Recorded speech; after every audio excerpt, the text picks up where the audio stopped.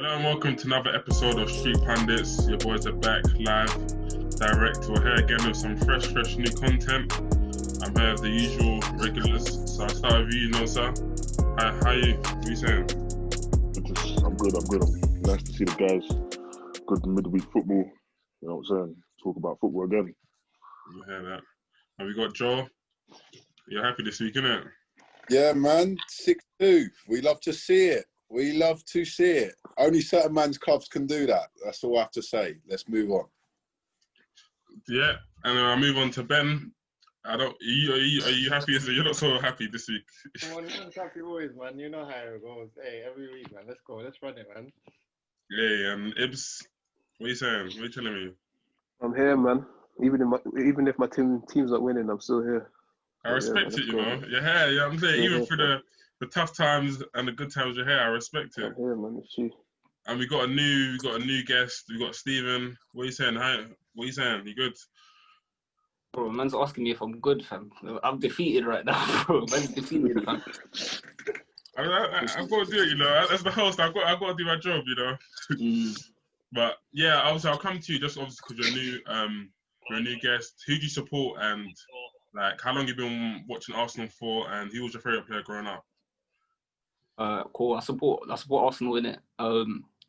When I was a kid, I supported Charlton for a bit, but then my brother was like, "No, you're Arsenal," so I supported Arsenal. Favorite player growing up is probably Van Pagan, innit? Mercy. I didn't even know that one. Okay, so when you went to Man United, did you stop or how did that go?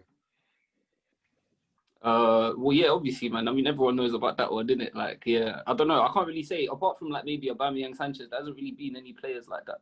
Like, we've been kind of mediocre. There hasn't been anyone that's kind of, do you know what I mean? Yeah. That you got like a mad connection to.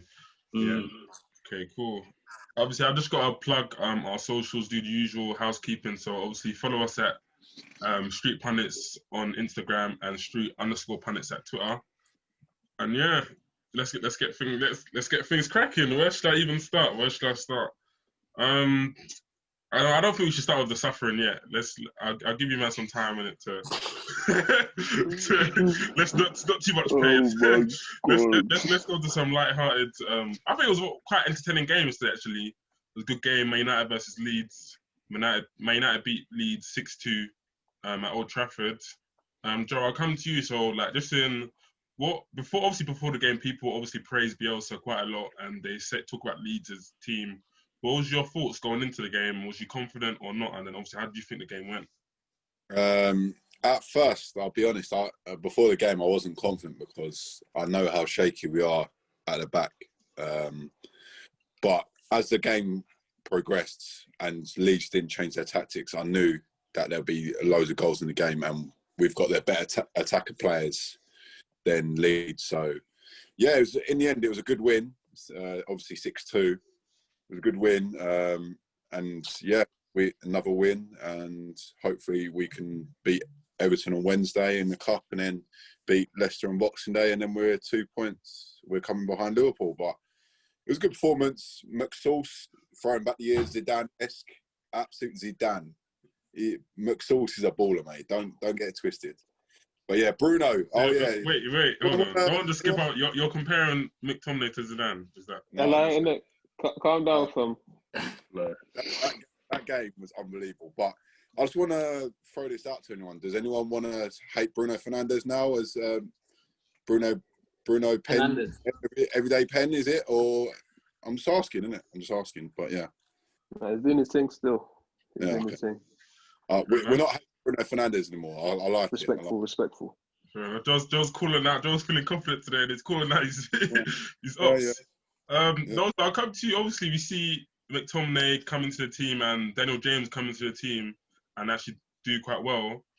Do you think, like, yeah, I think you got to give Oli some credit for those tweaks. Would you say? I mean, yeah. If it was Arteta, the whole world would be clapping. You know what I'm saying?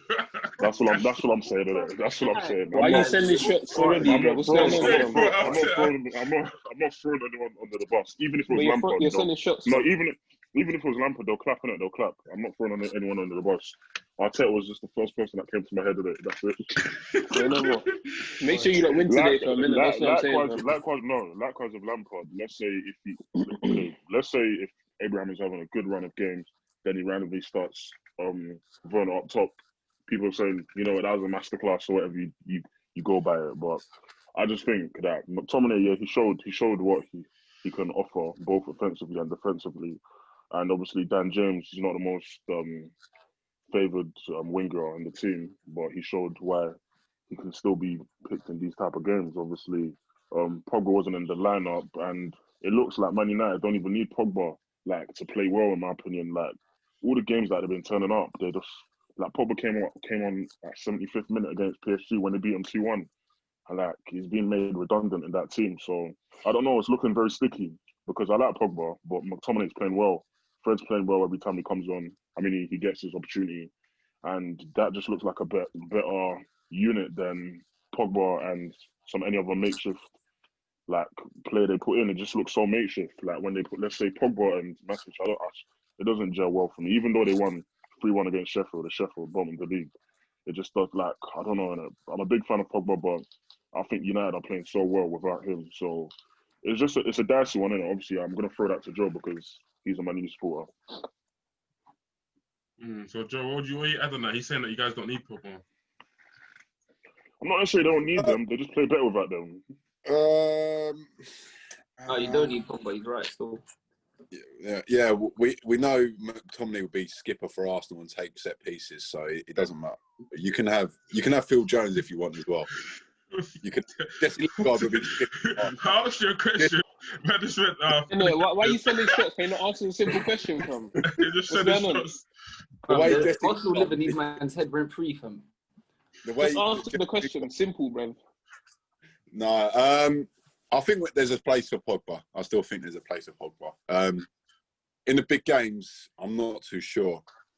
When we're playing against a team that needs breaking down and stuff like that, I feel like we need a Pogba to unbreak the lot, unlock the defence. Sorry, but in the bigger games where we need, for example, Leeds yesterday, we need them legs in midfield. Like Fred gets about, McTominay gets about. We need them legs in midfield. So yesterday was a perfect game for McTominay, but I still think there's a place for Pogba. I still think he's doing really well. The game he played against last week, was it West Ham or Sheffield? But he played Sheffield. He played he was one of our better players. Worst team in probably the past 3 seasons that we've ever seen in the league. Man had a masterclass against the relegation favourites. Where's that come from? That's the worst Premier League side that we've seen since Frank de Boer's Crystal Palace, isn't it? They're garbage, absolute garbage. Nah, that Fulham team was. They still beat Arsenal. No, I agree with Steven still. That team is bad. He's got a point, yeah. But when you say Pogba's got a place, do you mean starting or off the bench? Because you can't sit on the bench for much longer.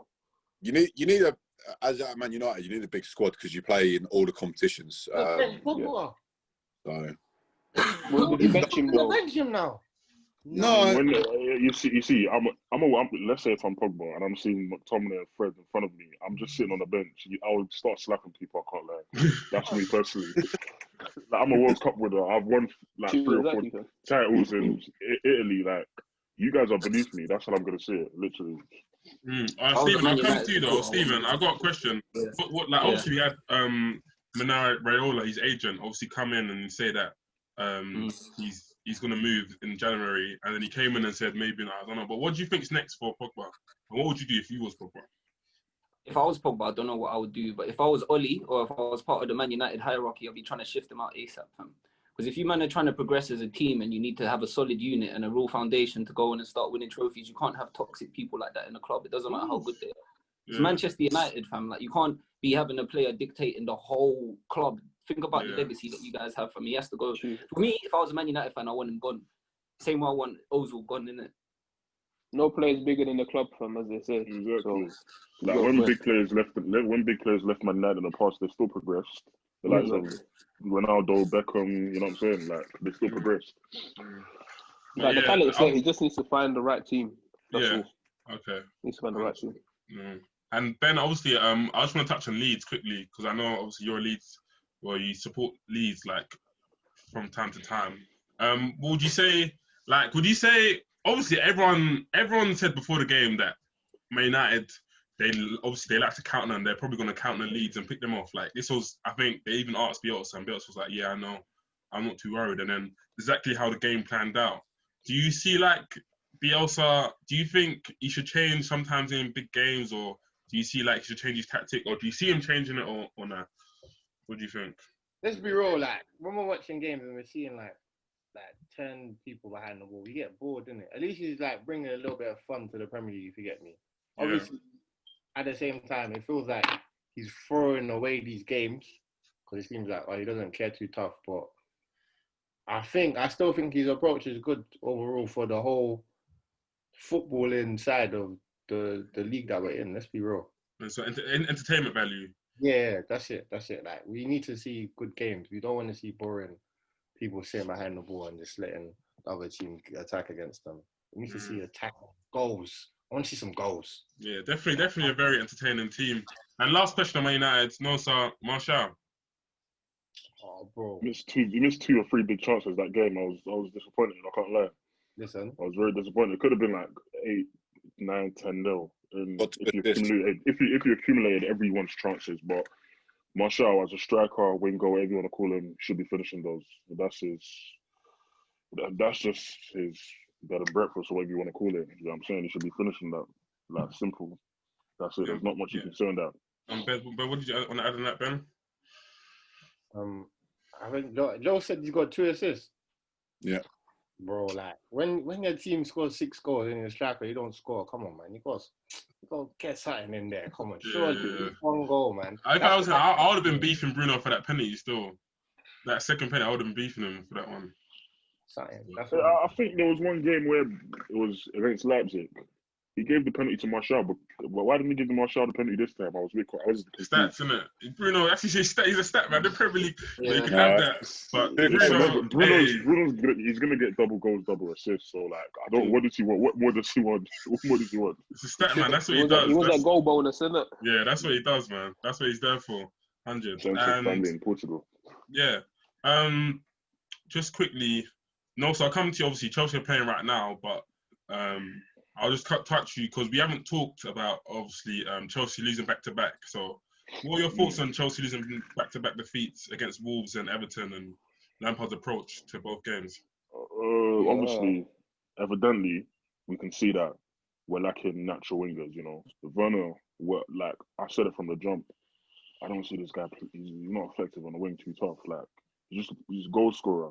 He's a goal scorer, but that plays on the wing. Yeah. And if you don't have natural wide men of the because obviously Cho is injured, Ziyech is injured. Yeah. Like those are wide men, more so those are proper wide men. You can't be playing Havertz on the wing. Like, and obviously we'll get onto Havertz later, but the natural wide men are obviously injured, so you're gonna have to diversify your play. Like you can't get Reece James just to cross it. Okay, so you're saying can't do Trent 2.0. You're saying it's due to the wide man not being obviously playing, but surely I think that's the main problem. Surely it's the manager's job to adapt to that. So maybe you could play like a diamond or something like that, or you could play like a 3-5-2 or something like. But it looks like you're just sticking Havertz on the wing and one on the other wing and just. Surely Lampard should adapt. Recently, I've seen a lot of managers. They're just sticking to one formation, like as if they're scared. Apart from Oli, he doesn't mind taking a risk, but people are still going to call him whatever they want to call him, innit? But a lot of managers don't like taking risk, and Lampard he's obviously a victim to that. And when Giroud, me seeing Giroud, I don't think he's that mobile, innit? Like he's 34 years old. He's just a one touch passer, one touch finisher guy, and obviously. When you have that in your squad, it's quite hard to just play a different style of football, in my opinion. And obviously, but you've got other players that can, though. That's what I'm saying. I'm jumping to that. I'm jumping. Okay. The quality we have, we should be able. With the quality we have, we should be able to diversify our game. You know what I'm saying? Like Werner, he's a striker. He's a striker. He's not a winger. Man's not trying to hear Werner on the left wing putting him crosses for Giroud. Donny got like 20 goals in He's not striker. Bundesliga. No, stop. He's not striker. Wait, Ben, who are you to tell me your striker can't even score goals? Don't tell me. Don't tell me. No, Ben can add. Don't worry about his team. Ben can add. Oh my God, man, say me how. Go on, Ben, talking it. Sorry for butting. Yeah, like see, like how like the Mo Salahs and the Manes, how them man play. That's what he is. Let's be real. He's a wide forward. Okay. What you wanna think he's like that? You wanna think he's like that because he hasn't got the build to be a striker. That's what you wanna think. Innit? That's literally it. For now, you want yourself to you're brainwashing yourself to think that Werner is not a striker because he's not tall, he's not strong, he's just pace and he's got a decent But then shot. again, there's different types of strikers though. He doesn't have to be a number 9 Look at Aguero. big and hold up. Look at Aguero. Look at Aguero, fam. Like, he's totally different to what the typical English number 9 is. Yeah. You know what I'm saying? Maybe, like, to be fair, so at RB Leipzig, he was playing as part of the 2 with Poulsen, and Poulsen's obviously a target man, and Werner was like playing off him, so I don't know, maybe you could try that, or something like that. But so Ben's saying he's an inside forward. I'm not trying to hear it. Man. For now. Then when you're an inside forward, you have to have a bit of individual quality to be players, and obviously Werner lacks that. And Ben, you was even the one that identified that he doesn't have the trickery. I can't remember what episode. He said he doesn't have the trickery. And inside forwards they need a bit of trickery, like the likes of Zaha, Rashford, Mane, Salah. You know what I'm saying? They need that finesse about them. Yeah. All right. No, so and then Ben. What's your I rebuttal? was saying he's a wide forward though. He will get into the positions. He won't have to be a man. Like someone else will provide the ball for him to be there to score the opportunities. If you get me, that's what I was saying. Yeah, I think to be honest, I do agree with Ben. I feel like players are different, and I feel like Lampard, in my opinion, he's bought players that are on the market who. I don't think he came to the market thinking, I want to buy Werner, I want to buy Havertz, but it's because they become available and Chelsea have the money. So it's just like, cool, let's buy them now and then let's see where they fit into my plan, sort of thing. I don't think he knows what Werner is. I don't think he knows what Havertz are. He's still trying to figure out, okay, how do I play Havertz? How do I play Werner? How do I do this to get the best of him? You know what I'm saying? So I think that's the problem. But Ibs, I'll come to you. Obviously, I just touched on Havertz then. What's your opinions on Havertz and is Lampard getting the best of him? Is he not? And then Stephen, I'll come to you after as well. You add your opinion on Havertz. I think he's struggling. He's struggling, severely struggling. Pardon. He's severely struggling right now. I don't know what Lampard has to do to get the best out of him, to be honest. So I don't really know what he needs to do. It might take a bit of time to get his confidence up and then start playing well. But to be honest, I didn't really think the move made sense. I just thought because he was doing well last season. I didn't really think the move for him to go to Chelsea made a lot of sense. And obviously because he cost so much as well, he's got that pressure of the price tag on his name. But I just think maybe a bit more time. But if you're that much, you're not really gonna have a lot of time in the Premier League because people are expecting you to pick things up quite quickly. Stephen, just before you touch in, obviously I'll just throw to you that Havertz traditionally has quite our first half of the seasons, and then second half of the seasons he tends to pick up. So I feel like last season he struggled at the beginning part of the season, and second half of the season after COVID he started banging in goals. But what do you think with Havertz and what you've seen so far? Let me think. So for Havertz, I'm not going to pretend I saw a lot of him back in the days when he was in Germany. Yeah. But from what I understand, the guy's a number 10 in it. So yeah, I guess so. I kind of get the impression that where Lampard has been able to bring in so many players in one window, he can't figure out how to squeeze them all into the side. That's why he's putting them out on the wing. And then he's got Ziyech there, which makes me think they never needed Havertz in the first place. So I don't really understand the signing, really. I also think it's going to take a little while for him to adjust to the physicality of the league, because I don't think the German league is the same way, innit? But Havertz is definitely going to come good for Chelsea. I have no doubt about that. Yeah, I agree with you. I think he's definitely got some quality. Definitely. I feel like, especially, I watched him post-COVID. So obviously, I think a lot of us watched him in the Bundesliga post-COVID. And he was playing across the front line. And it was you can see he's definitely got some quality. But just again, trying to have Lampard just needs to find a way to best utilize him. Maybe it's in a 10, maybe it's in as a false line, I don't know, but yeah, he just needs to find a way to best use him. But yeah, so, and then obviously, just another thing I want to touch on, obviously, sorry, before we move on to Arsenal, Joe, I'll come to you on this one. Mendy. So Mendy's had a couple mistakes now. Obviously, we praised him firstly in the first 5 or 6 games. He got like 5 clean sheets in his first 6 games. He's obviously made a mistake against he was at Leeds. Everton. Yeah, Leeds and Everton. So, what are you thinking, Joe, about Mendy? Are you still having him or? I'm still having him because there couldn't be any worse than being honest. I'm still having him, to be fair. He's made some good saves, even without the mistakes, but they couldn't get any worse than Kepa, so I guess it's better than nothing. But yeah, no, I'm still having him. Goalkeepers make mistakes. Remember De Gea when he first came to the Premier League, like he was making mistakes week out. So, but yeah, no, mistakes now, some would say, but yeah. I mean, Alisson was making mistakes when he first joined as well, but we moved one mistake. No, he tried to chip some. Yeah, just one, exactly, just one. I like that, man. It's just that his mistakes are costly, innit? Like they're like leading to goals. Goalkeeper. Yeah. He's a good goalkeeper, though. He's a very good goalkeeper. So he's athletic. No, so what do you think? He's definitely athletic. I'll give him that. Mendy's very athletic. I think he's obviously, as Joe said, he's anything can get better than Kepa. But as for the long term, I don't think he's gonna be our keeper. Probably like he's a little 3-4 years interval, and then we'll sign like a long term prospects just to put this Kepa was just a span in the mix. You know what I'm saying? Like I think Mendy, he's decent. Like this, he's not amazing, but he gets the job done to a decent level. That's how I see it.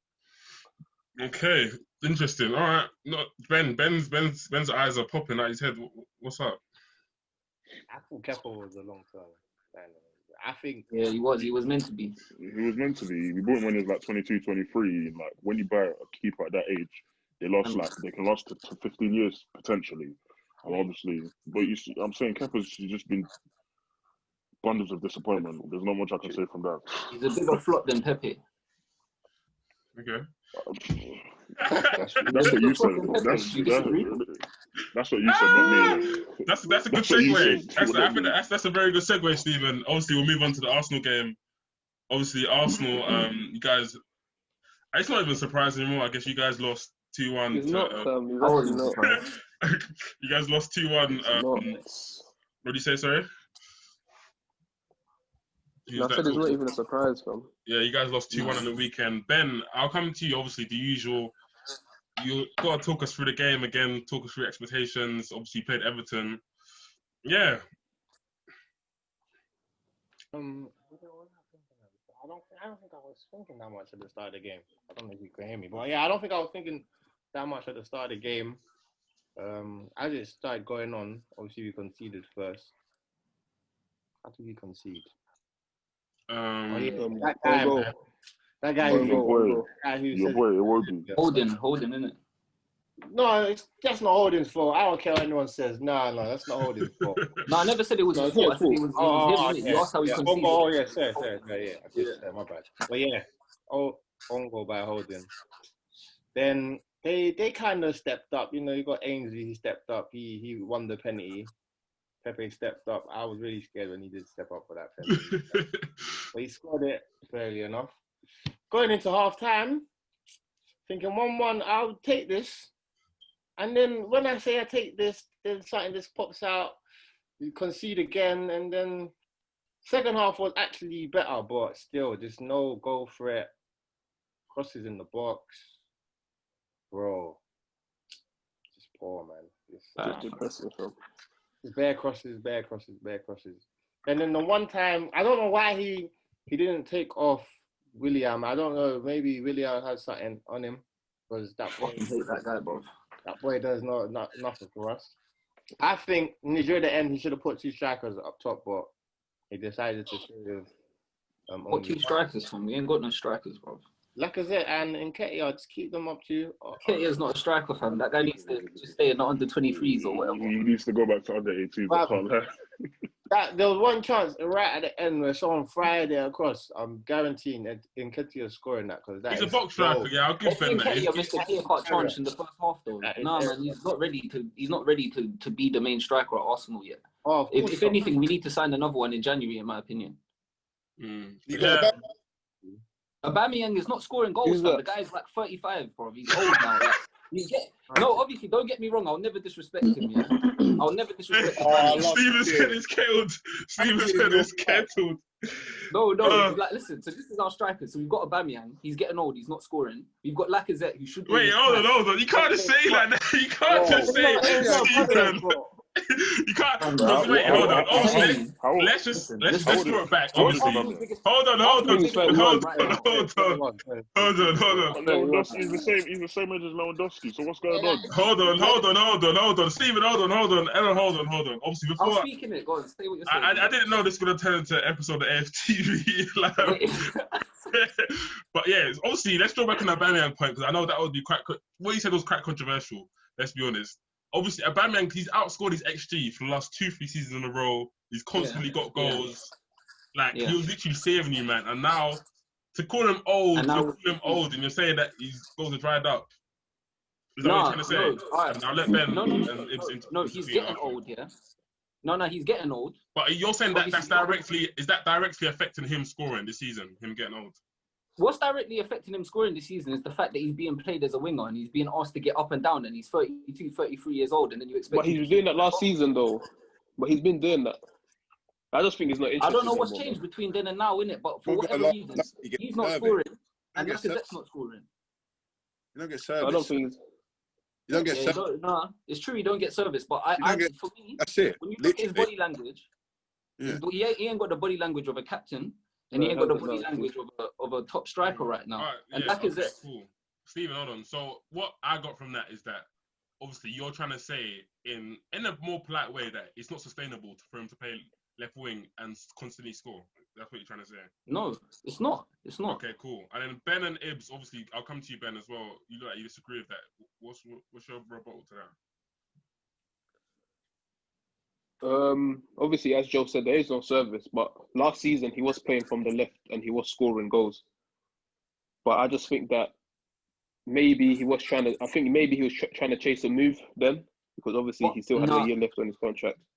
What I'll say. Go on, carry on. Yeah, obviously then he had a year left on his contract, so maybe he was trying to chase a move, and then obviously Arteta convinced him to re-sign. But I don't know, like you can just tell from his body language, he doesn't really look interested at all. Can I respond to that?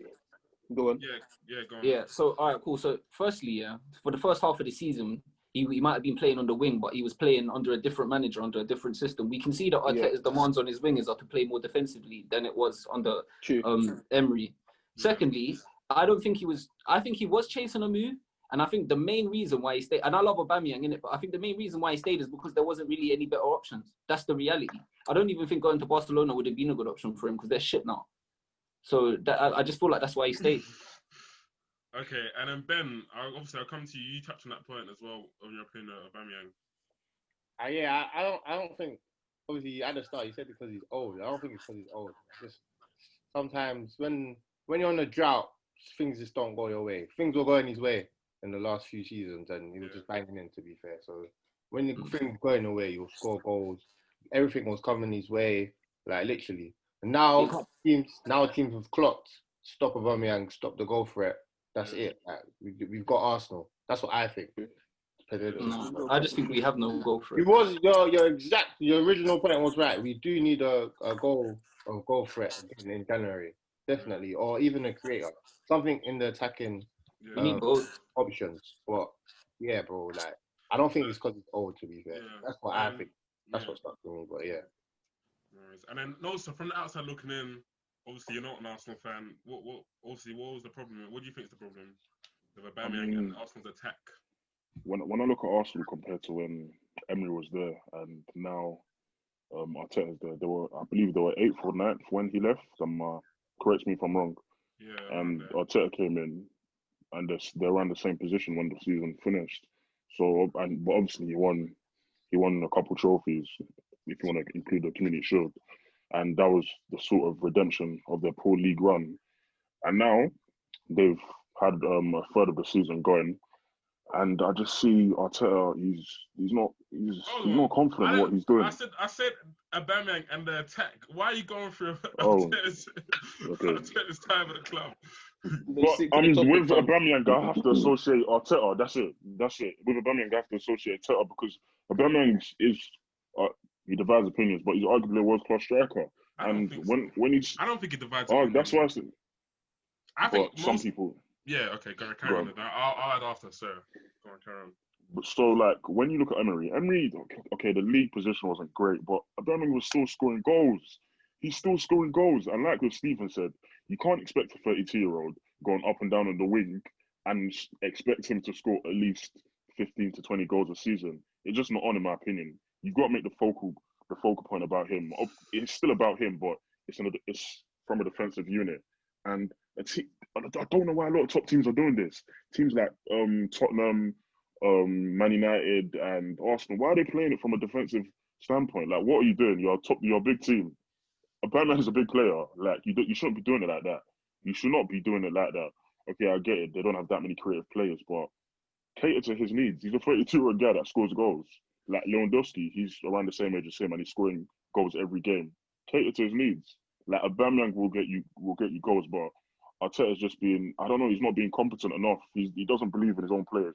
Of course, some of them are still a bit of deadwood players, but he's still got a bit of quality in the side.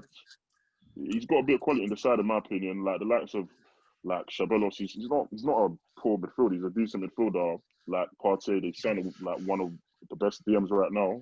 Like, yeah, they can hold that midfield. Like, it's just a attack that's just scared to score goals, and the defense is a bit shaky. But obviously, Southampton shouldn't be above you, man. Southampton, that's it. Okay, hold on. Before we get into that, obviously, Nosa's just desperate to add these. Obviously, I asked him a question. I'm frustrated.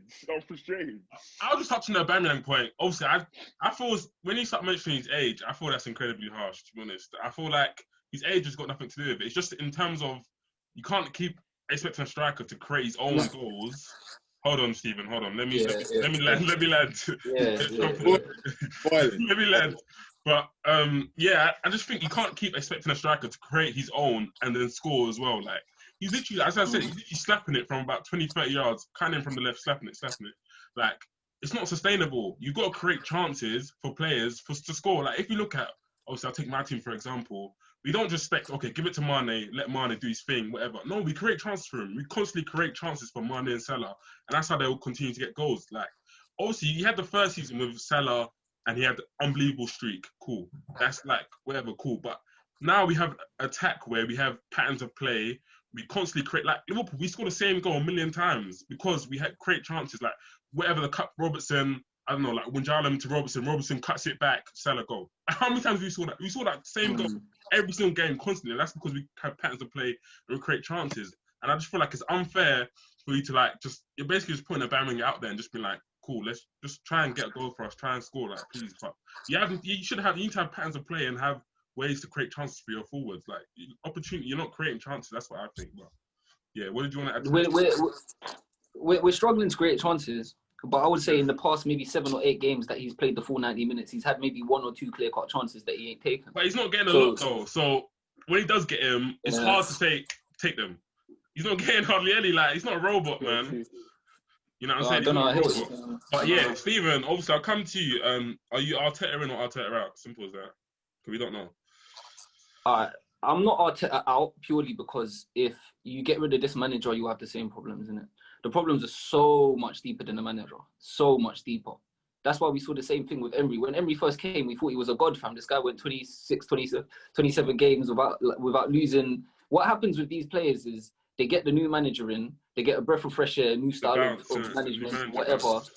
And then eventually things drop off and they throw the manager under the bus because the reality is that the hierarchy is shit. Right now, if you look at our director of football and the recruitment and everything, it's absolute garbage. Like everything from the top down is garbage. You've got a manager who don't... If you asked Arsenal's owner right now, what were the results in the last 3 games, I guarantee you can't tell you. I guarantee you. Because these people don't care about the football. Every other club, they care. Even Man United, yeah, their hierarchy is shit, but you can see they're trying. You know what I mean? You can see they're trying. They don't care, though. They don't care. No, I think they care. I think Ed Woodward cares. I think he cares. No, I think he's shit at his job. Are the Glazers family American? Yeah, they don't care, man. The Glazers don't care. They care about America. Yeah, them Americans, they don't care. I can't lie. But they care more than... that just seems a bit like... I was different, fam. At least you lot get money to spend, fam. Facts. Okay, we say that. Okay, cool. And then just my rebuttal to that is, You guys, so you bought 17 million on Pepe. You bought 50 million on Partey. Pepe in installments. Okay. Just forget that. But so they have put money down. It's just maybe your recruitment. Party was a panic Four. buy. Party was a panic buy. They did it because they knew there was going to be like serious. I'm rage from saying, the fans. is it more of a case of like your recruitment team not investing properly, or your owners not giving you guys money? Because I said last 2 seasons you guys have got a bit of money, a little bit less. It's been more than better than before. If our owners gave us money, we would have got Zaha. The reason why we bought Pepe is because we couldn't put the money up front for Zaha, and that's facts. Emery wanted Zaha. Zaha was his top target. So we know that they're not giving us the money. Ben, I'll come to you. What did you want to say? The boy's right. You just said from the thing before, he's getting everything right. Listen, them not care about the NFL more. Like, literally, if you see LA Rams, their team is stacked with big money And guys. that's the team he owns, right? Is that what we're saying? Yeah. Okay. They're stacked with big money guys, like 100 million. There's like at least 4 guys on 100 mil. It's serious. Jesus. So the money is there to spend, but he doesn't want to spend it on Arsenal. I don't know why. Maybe Arsenal's just like something just to bring his money in for the other team. I don't know, but like he was saying, like everyone wanted Zaha, and when they got Pepe, so it is worrying. Then we did want 2 midfielders. He got us 1. Like it's like he cares, but he only cares so he doesn't get like backlash that he thinks he'll get if he doesn't do too much. But bro, he needs to spend the money to improve the whole situation at Arsenal. That's what I think personally. Fair enough. He's deeper than the manager. Yeah, and Ibs, I'll come to you. Ibs, let me ask you a question. How does Arteta turn this around? Because obviously you guys don't seem to be Arteta out. I don't know, man. But every game how does he turn? Like, have you even seen a manager turn a situation like this around? Where does he go from now, Ibs? How does he do it? I don't know, fam. I don't even know. Like every game I go into, I just think, it's just another L, innit? Like I'm not even confident. I don't know. I can't answer that question. The general trend. Okay, let's go from the January transfer window. Well, January transfer window is opening in like a couple of days, or let's say a week or 2. How do we go about January transfer window, and how we go about the rest of the season? Fam, sign a creative midfielder and another striker. That's it. And play Saliba, bro. You got Saliba on the team. Play him, man. I don't want to see Rob Holding and Luiz. Play him. What? The Premier League. Say that again? In January, he picked the squad. January, he can come in, innit? Sorry. Yeah. So add him to the team. Let him play. Yeah. What about Ozil? And then. Fuck Ozil. Nah, man. I don't think that will change anything, man. I think if he comes, we're just gonna make him a scapegoat again. I really think so. So there's no point. I've watched a couple of Saliba highlights. He's getting sent off in under 23 games. Is that going to help your situation? But that was just one said enough, though. No. A little bit but harsh. I think this is a good time to play him because the team's not doing so well. Just bring him in, breath of fresh air at the back. They've got nothing to lose at all, man. You drop David Luiz then? 100%. He's been Holding, you need to drop, man. I ain't feeling that guy. Man, you gotta let that bondage go. Both of them, that guy's not it. I think we need to bring Socrates back into the squad. I don't know why he was. What you say? What you say? For what? I think we should bring Socrates back in. What? It says So Socrates. Steven, you're having Socrates. I'll have Socrates over Holding every day. And on top of that, he's somebody that galvanizes that squad when they're all because this is a team full of weak people, who don't. Nobody on that pitch picks them up when Steven, Socrates you want does a bit of passion. You want a bit of passion. Yeah, no, but Socrates does that. Even people are saying his presence not in the dressing room is affecting that team. This is what I've been reading. No, is he injured right now? No, he's just not in the team, fam. I'll tell you, I don't want him, innit? Good.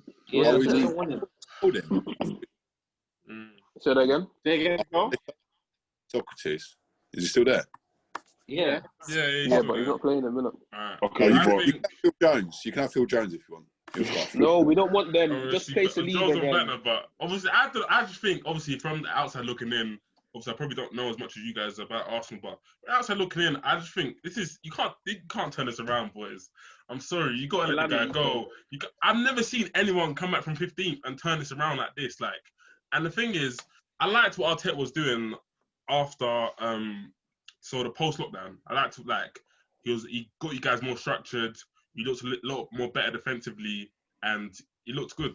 But like now, it's too much. Like I don't see anyone, even Southampton, when they lost that game to Leicester. Was it 8-9? No, they weren't this low. Like they weren't this. And there was a light in the tunnel. You could see what Hassan Hutel was trying to do, and you could see what type of play he was trying to do. You know what I'm saying? But like with Arteta, I don't see the style again. He keeps changing as well. That's what worries me. He does keep changing. So he went to he done a 4-2-3-1 of Ozil first 10 games, and he said Ozil's my guy.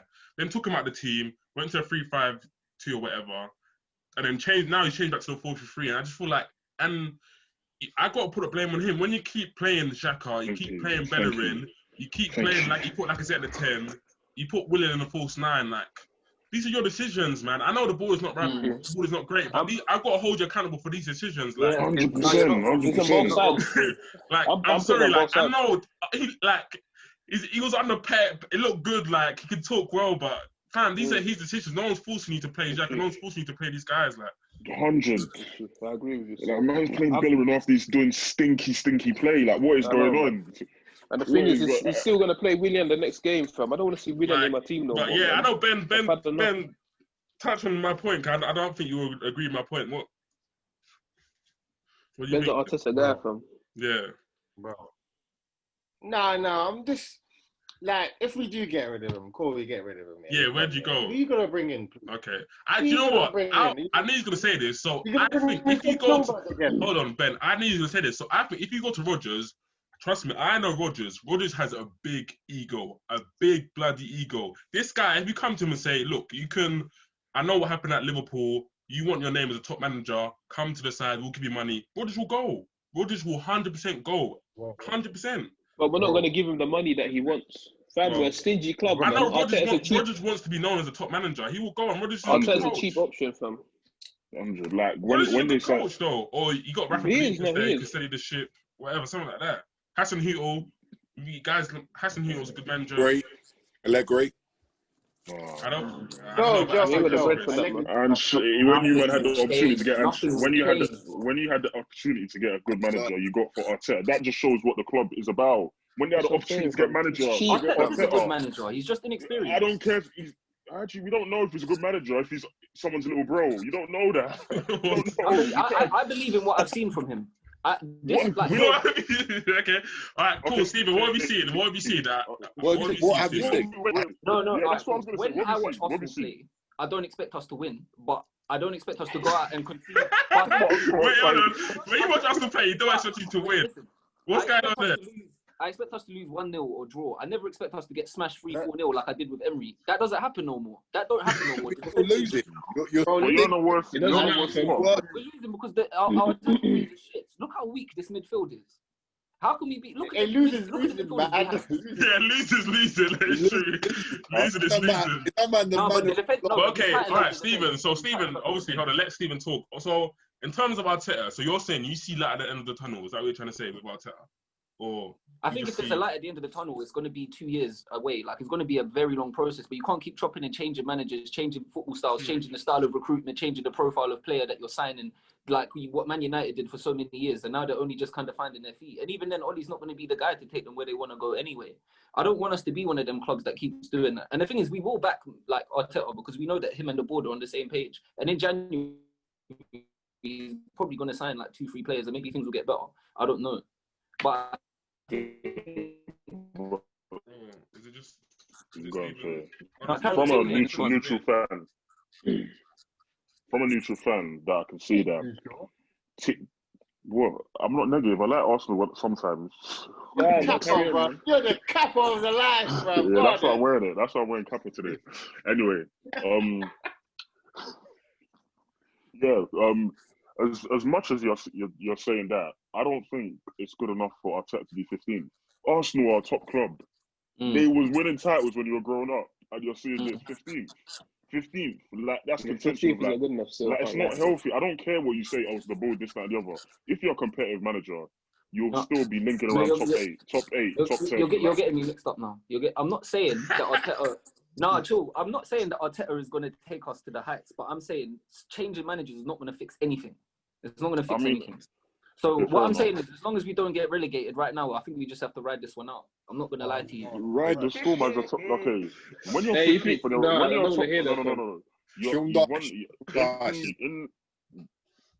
no. In England, Arsenal considered a top club, and you're riding the wave just to avoid relegation. What does that mean? Yeah. I'm asking you, what is that? I don't even understand what. But the reality is that. But the thing is, we're still very much in every cup competition. Okay, yeah, let's move forward to this. The league is done, fam. The league is dead, isn't it? The league's dead. No matter who. We've lost 8 games, fam. No recovering the league, no matter Wait, I just feel like you're defending Arteta for him being 15th. Arteta's blamed for half of the. I'm not defending Arteta. I'm blaming the club. I'm blaming the club. I'm blaming the players. And Arteta, of course, is to blame. He's made some very shit decisions, but it's not all him, innit? And like, even if we had an experienced manager, this is a hard job, even for an experienced manager, let alone this guy. I don't know, man. I think give him a couple of days. You're gonna have to go through a Liverpool AC Milan phase. That's just how I see it, innit? I think give him a couple of days, see what happens. I think we're tanking right now. Just trying to get the number 1 pick right now. That's what we're trying to do. That's a draft day, fam. No, This is as a Liverpool fan. This is entertaining me. Sorry. I should move on, but I need a little bit more. I need a little bit more. Actually, I need a little bit more of a fix. You know, Stephen, what players would you keep? And what players would you sell? Or what? It's probably easier for me. Actually, probably wouldn't it? It's easier for me to say I'd sell Lacazette. I'd sell Xhaka. Those two have to go right now. I'd sell. There's so much deadwood here. I'd sell Bellerin 100%. Barca want him. Sell him. I'll sell him for a tenner, bro. Who else? Holding can go. Bring it. We've got enough defenders there. Like, I don't know, man. There's bare people that can go in it. The only ones that I could say that I respect in this club is Tierney, Saka, Gabriel, I hope you. Yeah, Gabriel, of course. Gabriel has been our best player. Leno, yeah. We have to keep Leno. He's good, man. He's better than De Gea. Who else?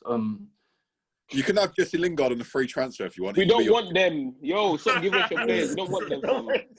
We don't want your deadwood, fam. Stop, man. Stephen, He's made the dance floor. Nah, Joe, yeah, stop, I'd keep about 4. I'd keep probably just them players that I said. Party. Aubameyang. Okay. I'll keep Aubameyang, of course, bro. I can't disrespect that guy, bro. He's carried us, like. Yeah. But, Nelson. Yeah, Nelson's all right, bro. Nelson's been all right. Nelson.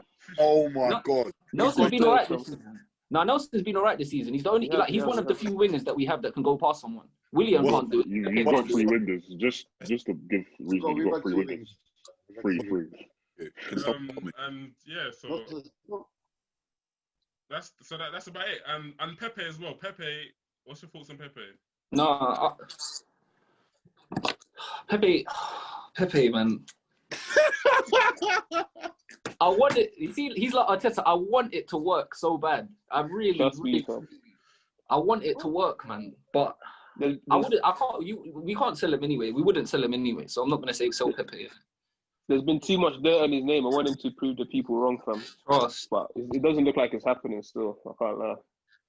Ben, I don't know. Says he wouldn't sell Pepe. What's your opinions on that? Whatever Steven's smoking, he needs to give me some still. Bro, let's be real. Like, I gave him a year. Like, you're 70 mil. Like, I've given you a year now. He's getting jarring now. Let me be real, man. He was good in the last game, but it's getting jarring now, man. It's just tiring now. And the guy with the afro is Brazilian. He doesn't say his name no more, bro. that guy. You can't say his name or Street Pundits no more, fam. His name, bro. I don't want to say his name no more. Still. His name's forbidden on here, fam. What, Ben? They're saying Willian is Congolese, isn't it? Hey, no, so he might just be. That's what it does. He's got 3 worst signings ever.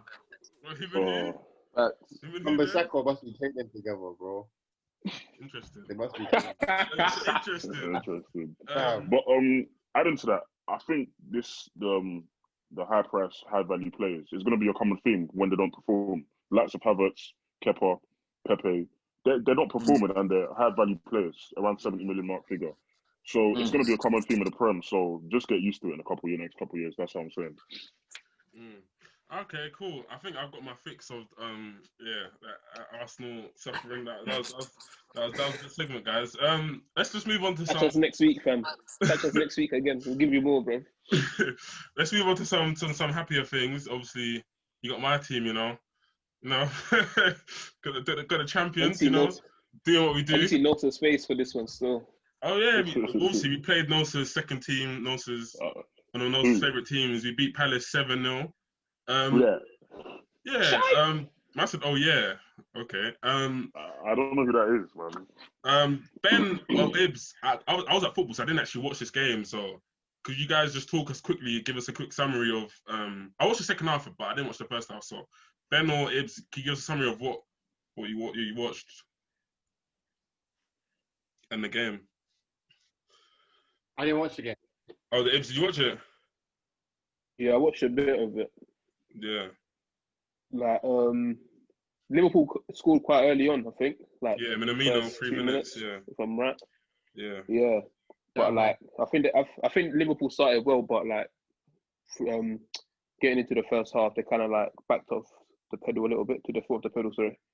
And then like Palace got into the game, but they were just being mad wasteful in the final third. I think Ayew could have scored one, like his cut back to Zaha, which went behind him. Like if they took their chances, it would have been a really entertaining game.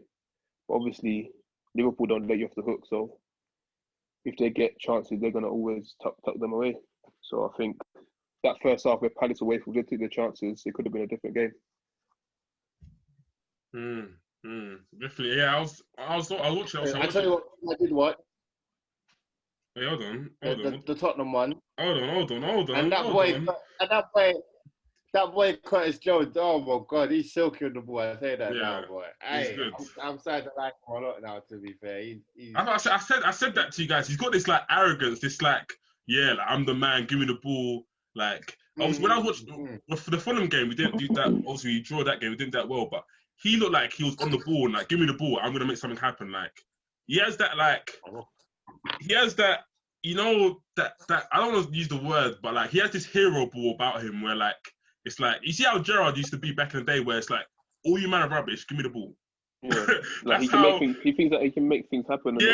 Like Gerrard used to be like that back in the day where it's like all you man are rubbish, give me the ball and I'm gonna shoot for 50 yards or I'm gonna drive at this. And Curtis Jones has that. I think where he was captain of the under-23s and he used to be the one that like has the responsibility of on his shoulders. He sort of brings that into the men's game as well. So he's really like when he's on the ball, he's really like brave with it. And obviously you have Henderson and Wijnaldum who are not so brave, but like Curtis Jones is good because he's really brave in the ball and he just wants to make things happen. But yeah, I'll touch on the Palace game.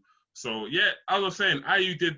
I think like Palace, they had some good not chances, but like they had good opportunities to make like something happen. But yeah, Ayew didn't connect well, didn't connect with Zaha well, and yeah, like Liverpool were just ruthless, man. I feel like that Tottenham game as well, where we beat Tottenham. I think you guys will appreciate that. Obviously, that's a little joy for you guys. But yeah, we beat Tottenham. I feel like that Tottenham result is like that's the one that's gonna like that's the result that's gonna like what's the word? What can I say? That's the result that sort of sparks our season and that like really gets us going in terms of like they were first and then we were second and we beat them and took basically like a 6-pointer.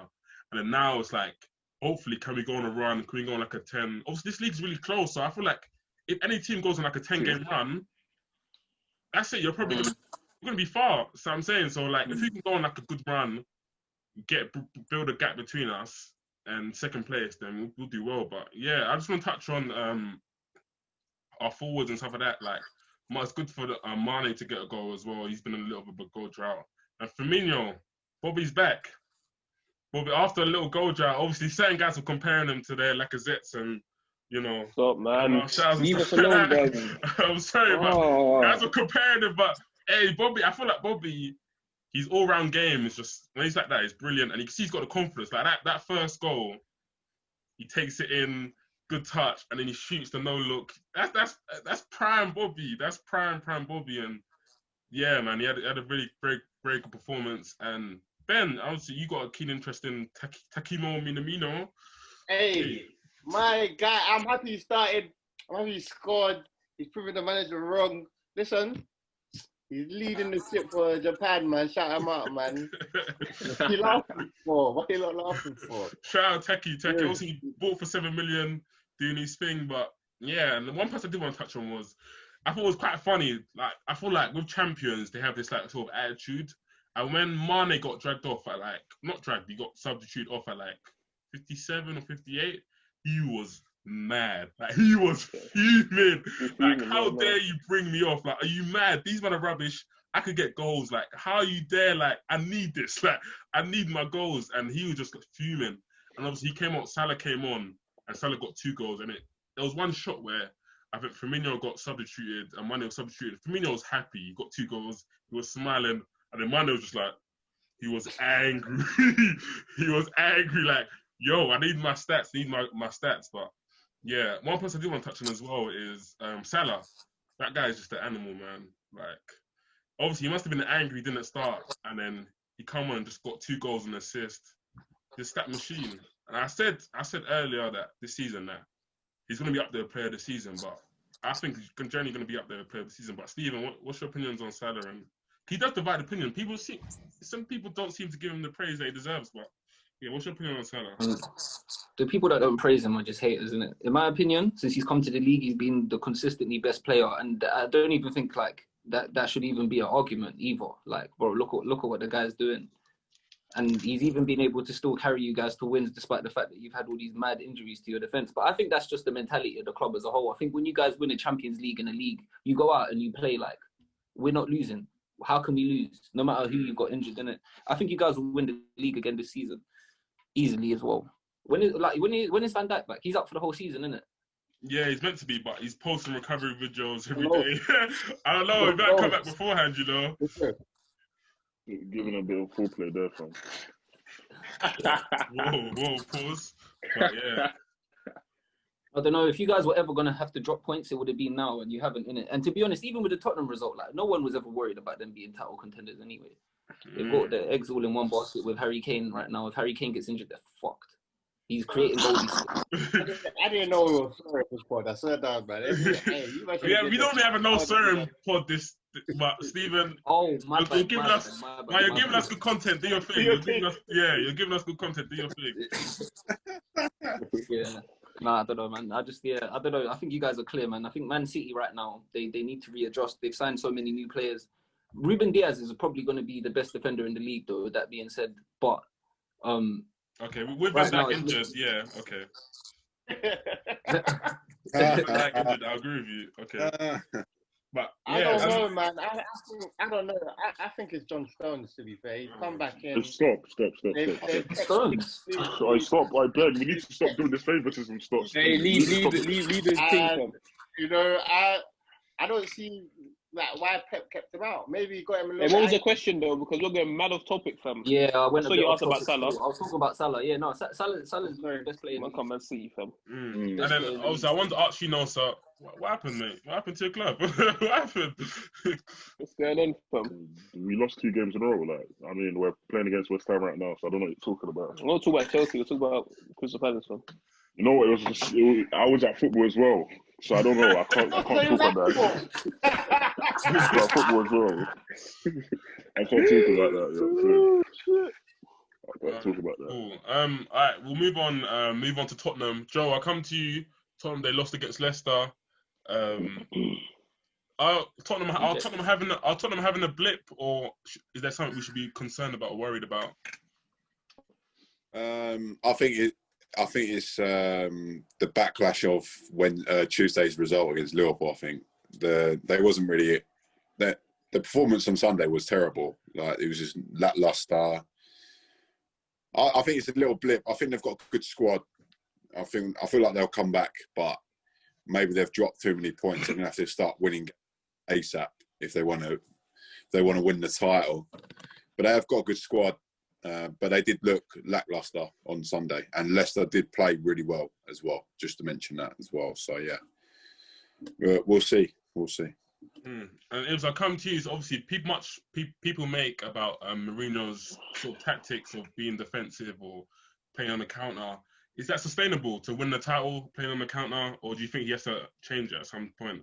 Because he's been doing them well so far, but what do you think? I think there's some games where you need to change it up a little bit because sometimes you become too predictable and then teams know how to play against you. So I think maybe he has to try and attack teams a bit more and be vulnerable at the back to win games. If you want to win the league, that's what you need to do. You don't see Liverpool sitting back against any team. They actually go for it because they know that they've got the ability to do it.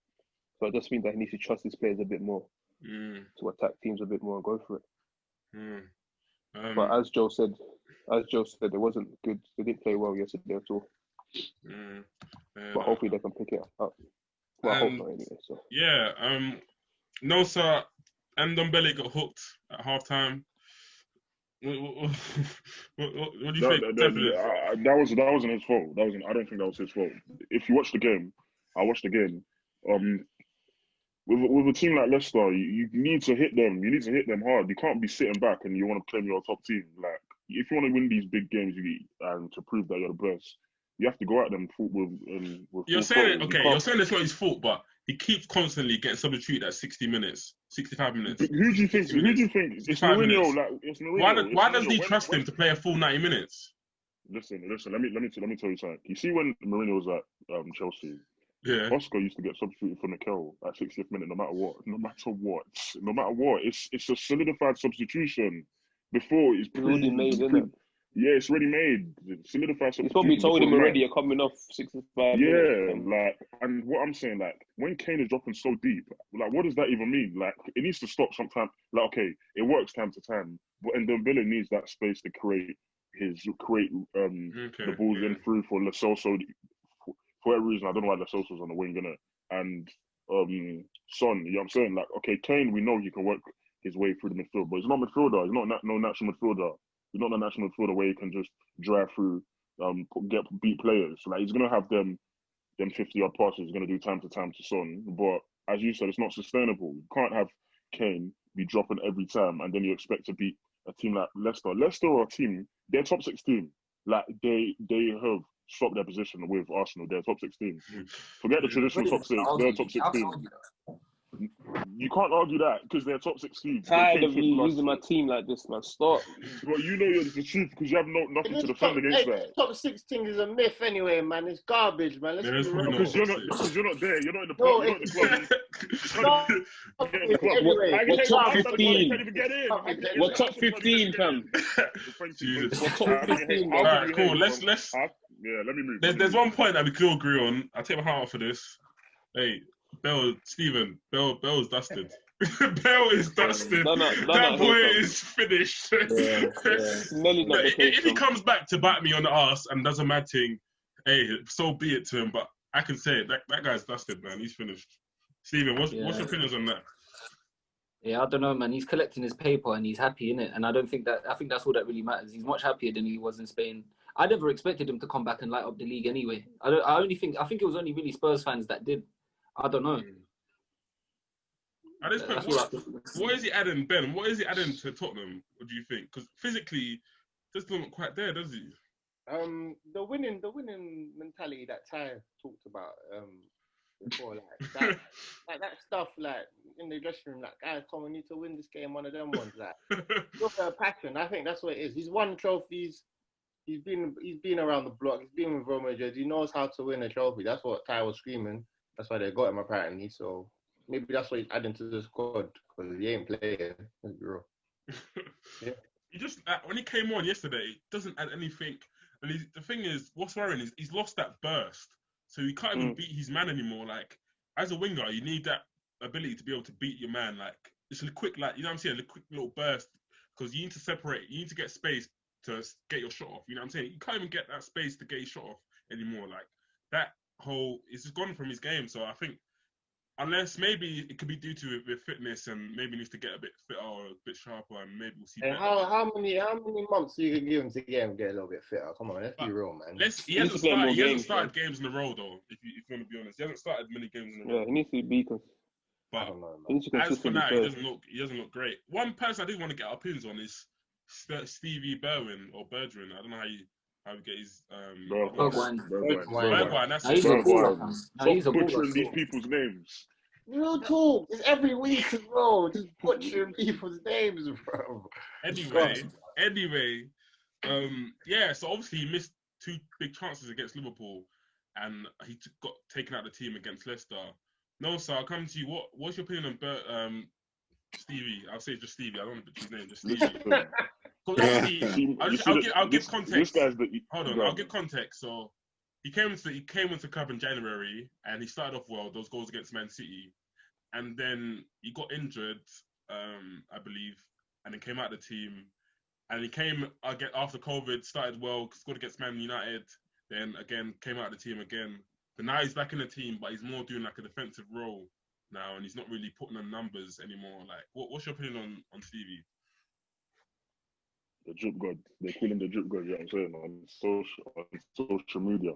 But other than that, I think Mourinho's what Mourinho's doing to him is just shocking. Like, this guy, he's the boy can play. He's not a whatever your typical winger that just drives up and down the wing. The boy can play. He can score goals. The scout reports were saying that he's a goal scorer. Like, he's a winger, but he scores goals as well. And when you're telling him to do what's your source on those scout reports? I've got sources, man. I've got sources. They're in front at Holland now. In the Eredivisie and League One, I've got sources. But yeah, go on. In the Eredivisie and League One. But the boy can play. We've seen him play. Like, obviously, what Mourinho is doing to him, I don't like it at all. Like, because I like Bergwijn. He's an exciting player to watch, and he's only 22. And you're making him do this, going up and down on the wing, like restricting him to get chances. You see the chance against Liverpool. I think if he was in a free-flowing team, he would have scored at least one of those. He would have scored one of those, but he's not used to getting chances. It's only Kane and Son that's used to getting chances. And when Bergwijn is just, you're using him as a machine up and down that wing, defend for your life like it's no tomorrow, he's going to be timid to the chances. That's how I see it. Like, obviously, you'd expect him to go. I think he's putting most of his effort in being a defensive winger. And by the time he gets into the position, he's probably tired. He's probably like... He's helping his team, though. But he's helping that... Like, he's helping that team. It's taken a toll on his attacking impetus, and he's at the end of the season he's gonna have the million stats of like 5 goals and 4 assists. You know what I'm saying? So when he probably should be getting at least like 12 or 13 goals probably. But yeah, I guess Steven's right. He's doing a job for the team, and the team is more important than the individual, I guess. But Steven, obviously, I just want to before we finish quickly, what's your opinion on Tottenham? Are they a real title contender or not? I probably know the answer to this one already, but. I just don't think that squad. I don't think that football club has ever had that mentality ever. I think they've got great players in Harry Kane and Son, but they're definitely not title contenders, man. At least not right now. I don't see Tottenham ever being title contenders. It's just not in their DNA. Hey. Do you know what I mean? It's just not. It's just not in it. I don't know what to say. My rebuttal to that, obviously, we've got no Tottenham fans here, so I'll try and defend Tottenham a little bit. They brought in Jose Mourinho. He's a born winner. He's won everywhere he's gone, to challenge that mentality, to really say like, okay, I can win things. Boom. So what's your rebuttal to that? They brought a winner in, so they'll win things. They just won't win the league. Okay. I just don't see them having a run of 38 games in the league where they're bossing it to the point that they'll actually win a title. I just feel like somewhere along the line there's going to be more blips like this one. And I think at the moment, like, they've got a very strong squad, don't get me wrong, but like I said, if Harry Kane gets injured, everything is in the air. Because he's having to almost fill the role that Eriksen was doing, where he's having to try and create as well. Okay. They haven't really got that there. So I don't think you can win the league like that. Okay, so you're saying it's not sustainable. Definitely not sustainable. And just before you wrap up quickly, Joe, I'll come to you and Ben and Ibs as well. Just on the relegation side, quickly, obviously you got Sheffield, they've got 2 points, I think. 2 points, 3 subs now. Yeah. 2 points. So yeah, who do you think they're doomed to go down, and who do you think is going to join them, Joe? I'll come to you. I believe they'll go down. I haven't seen enough quality from them the others, who's in there? West Brom, isn't it? Yeah. Big Sam's there, I don't know.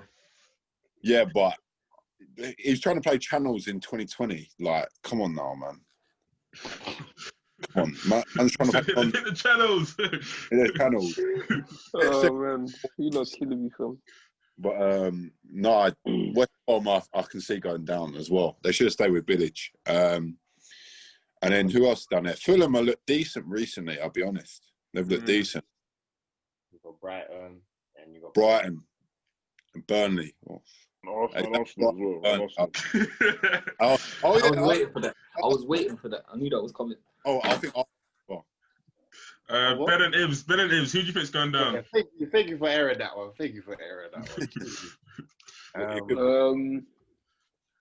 Sheffield, West Brom, potentially, maybe Fulham. But out of all of them, Fulham will be the likely to stay up, but they'll probably go down as well. If Arsenal not careful as well, they might join them there. West Brom, Fulham, and Brighton. I think Sheffield United. Brighton. No, Brighton not going to go down, man. Brighton's interesting. So, Ben, you say Brighton. Obviously, everyone applauds Brighton for their good football and Graham Potter, what he's doing down there, but you say they'll go down. Why is that? They got Danny Welbeck in 2020. Obviously, But he's scoring goals, though. Brighton staying up, man. 100%. Brighton staying up, man. Brighton will invest in January. Watch. Brighton will invest in January. If Brighton get a striker, they're a good team. They'll be a really good team if they get a striker. Why did they get rid of Glenn Murray though? Like, hey, relax. Why would they keep Glenn Murray? Well, look at Muffy. Look at Muffy. He's not even scoring goals. He's missing sitters. Like, I'm not hearing that. I can't lie. Yeah, word. I'm not hearing that. Glenn Murray's. You'll keep him up. 2020, bro. Yeah, and next year's 2021. He's gonna keep them on. Like, I'm surprised no one said Burnley. I think Burnley are going to go down still. They always have it. They won today. I don't know. They won today though. They beat Wolves still. Yeah, they always have it. I didn't even see that. Mad. I didn't even know results. I don't know how Sean Dyche does it, but he just always seems to just keep them up, keep them afloat, and like maybe because they've got such a system where they're all used to doing what they do and flick-ons, headers, and just man, they just do what they do. I wish they would go down because I hate that football, but they just don't go down. And I just want to touch Rhian Brewster. Hold tight there, man. We'll try to save you about 2 years. In about 1 or 2 years, we'll try to save you. See what we can do, but hold tight. I love it. You might got buyback, innit? Yeah. You got a buyback. Yeah. We'll try to save you. But hold tight there. And for the relegate clubs as well, is there any guys you guys are taking? So, me personally, I'd probably say Basuma. Yeah. Same. Oh, from the relegation club. Yeah. Who am I taking? Why does everyone forget about that right back? What's his name again? Bogle. Lamptey. Lamptey. Yeah, I got Trent, so wait. Brighton are getting relegated, man. You got. I'll take Lamptey at Arsenal though. Ademola. Welbeck, Arsenal. Hey, we chill, man. No. If Gallagher wasn't on loan to Chelsea, you'll be a very good buyer, though. You know what I'm saying? Dunk for Arsenal to go. I'll take Dunk. 100%. I'll take him. I'll take Dunk. You better take Dunk. In the box. No, he does his job still. Is Dunk better than Maguire? Of course. They're in the same bracket. They're in the same level. No way. No way. Dunk is a bit more mobile than him. I can't lie. Hey, Joe, wait. Maguire's better. Of course he is. The only thing Maguire's better at is playing the ball. You can't even say it with straight face. Skipper. The only thing Maguire's great at is playing the ball from. No, I think Dunk's probably better on the ball than Maguire, you know? Yeah. Is Maguire a flop signing, actually? Because we've been talking about Pepe and Kepa. Is Maguire a flop? No, mate. No. He's coming through now. I think he's English in it. Don't see him as a flop. No, when you think about the price tag, though. But he plays a lot of games and they're not doing too badly, so I can't say flop. Skipper, mate. It's difficult. With attackers, you can sort of say their stats and stuff like that, but... Yeah, true. He's playing well, man.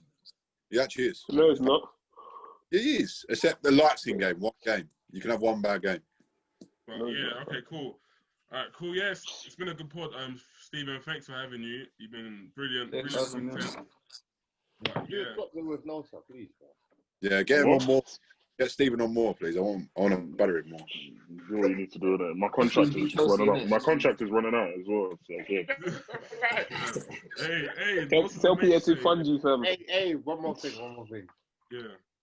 Please, man, give my props on the guys that I said. So Calvin Phillips, the Conor Gallagher's, man, the Conor Cody. Give my props, man. Come on. Conor Cody, he's meaty. Conor Cody's meaty. He's not better than this dunk. Hey, that's for next pod. You know how it goes as well, man. But yeah. I don't think Anyway, yeah, let's end this. So yeah, boys, it's been a good episode.